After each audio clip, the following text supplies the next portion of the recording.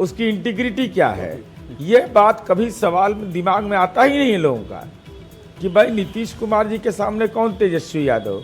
तेजस्वी यादव कहते हैं कि हमारा उम्र अभी कच्चा है, 36 साल उम्र हो गया, 36 ईयर, 2 बच्चे हैं, और कह रहे हैं कि हम कच्चा हैं। तो पब्लिक को लगता है कि भाई अब तो ये चचा के उम्र के हो गए हैं, तब पर भी कह रहे हैं कच्चे हैं। आपके इस शानदार प्रदर्शन ने नीरज जी लेफ्ट पार्टियों का सुपड़ा साफ कर दिया। इस बार ये भी अपडेट करता जा रहा हूं, ब्रेकिंग न्यूज चल रही है, CPIML को 11 सीटों पे नुकसान हो रहा है, केवल 1 पर वो आगे चल रही है, और ज्यादातर जगहों पर आपकी पार्टी को, आपके गठबंधन को फायदा हो रहा है उन जगहों पर।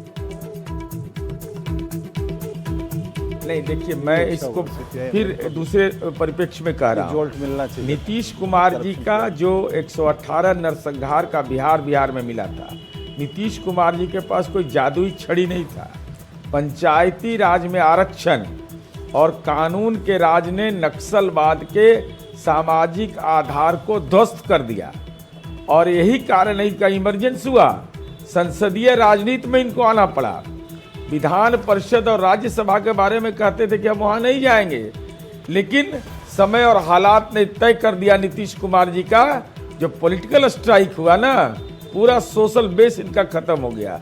ये तो नीरज जी, ये तो बताइए गए थे। नीरज जी, अभी जो तस्वीरें हम दिखा रहे हैं, CM आवास पर सिक्योरिटी बढ़ाई गई है, ये खबर भी आ रही है। इसी के साथ साथ जो आप लोगों के कार्यकर्ता हैं वो भी पहुंचना शुरू हो रहे हैं JDU दफ्तर पर, वहां पर सेलिब्रेशन की तैयारी है। सब पूछ रहे हैं नीतीश कुमार कब सामने आएंगे, जरा बताइए प्लीज। अरे आज चुनाव पर देखिए, नीतीश कुमार जी पेशेंस के साथ काम करते हैं। पता नहीं चलेगा, ये हाथ करेगा तो ये हाथ को पता नहीं चलता है, तो वह स्वयं निर्णय लेंगे कब आएंगे, कब मिलेंगे। लेकिन इतना तय है कि बड़ी जिम्मेवारी अगर जनता ने सौंपने का मन बना लिया है, तो जो हम कहते हैं वो करते हैं।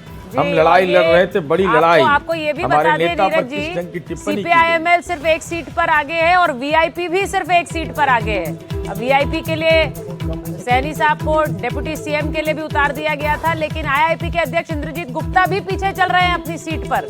तो ये जो आप लोगों के नंबर बढ़ रहे हैं, उससे बहुतों को बहुत भारी नुकसान हो रहा है दूसरे खेमे में।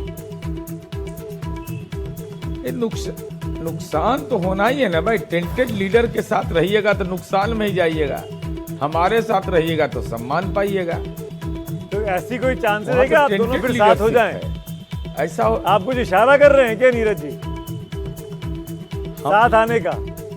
नहीं, देखिए मैं इस बात को बता रहा हूँ, चूंकि हम लोग बहुत आहत हुए जब नौकरी हमने दिया, सरकारी नौकरी शिक्षकों की बहाली हमने की, और ये लगातार दावा कर रहे थे, जबकि इनके मंत्री ने फाइल पर सिग्नेचर करने से इनकार कर दिया था। सीधे चीफ मिनिस्टर ने पोस्ट क्रिएट किया और BPSC ने एग्जाम कंडक्ट किया। तो इतना बड़ा फर्जीवाड़ा चलता रहा लगातार कि हमने नौकरी दी है।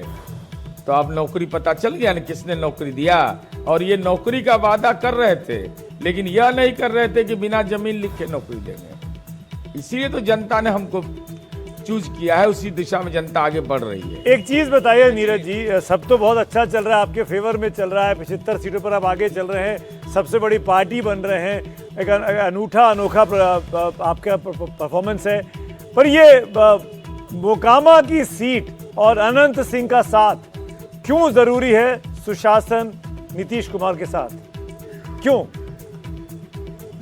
देखिए, पॉलिटिक्स में नीतीश कुमार जी ने एक मानक स्थापित किया था। आप याद करिएगा कि प्रथम चुनाव जब हम लड़ रहे सरकार बनाए थे, उसके 3य चरण में के अंतिम दिन नीतीश कुमार जी ने कहा था कि हम किसी दागी को मिनिस्टर नहीं बनाएंगे।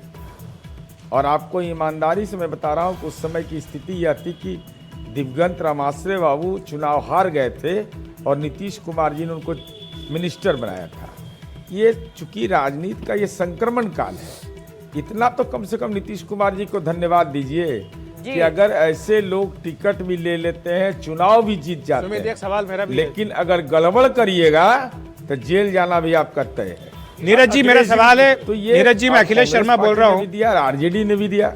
नीरज जी, मेरा सवाल ये है कि जो 10,000 रुपया दिया गया है महिलाओं को, इसके बाद एक चिंता व्यक्त की गई है कि जो खजाना है बिहार का, उस पर इसका बड़ा विपरीत असर पड़ेगा।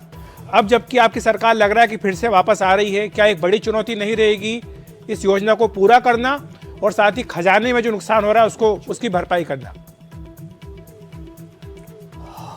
देखिए, सबसे पहला कि जब बिहार का बंटवारा हुआ था तो माननीय नीतीश कुमार जी ने समता पार्टी के नेता की हैसियत से बिहार पुनर्निर्माण रैली की थी। लोगों के बीच निराशा का वातावरण था। यह कहा जाता था आलू बालू, और मैं नाम नहीं ले रहा हूँ। इसके बाद बिहार की जनता ने नीतीश कुमार जी को गद्दी सौंपा और यह एक ऐसा स्टेट था जहाँ इंफ्रास्ट्रक्चर जीरो, जी, स्कूल बंद, ट्रेनिंग स्कूल बंद, कोई मेडिकल कॉलेज नया नहीं। खैर मैं उन विषय पर नहीं जा रहा हूँ। उसके बाद शराबबंदी का हमने जब फैसला लिया तो हम पर कितने आरोप हुए, 5,000 करोड़ का वित्तीय नुकसान हमने सहा।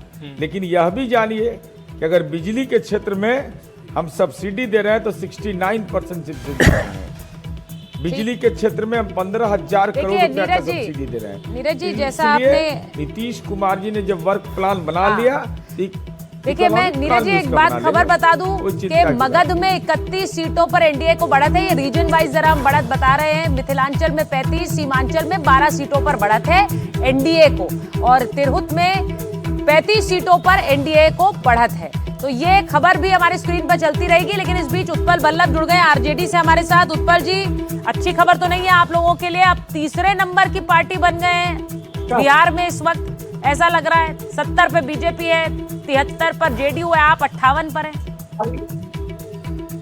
देखिए ये मैं समझ रहा हूँ कि अभी ये बहुत मैच्योर रिजल्ट नहीं हम लोग के सामने आया है।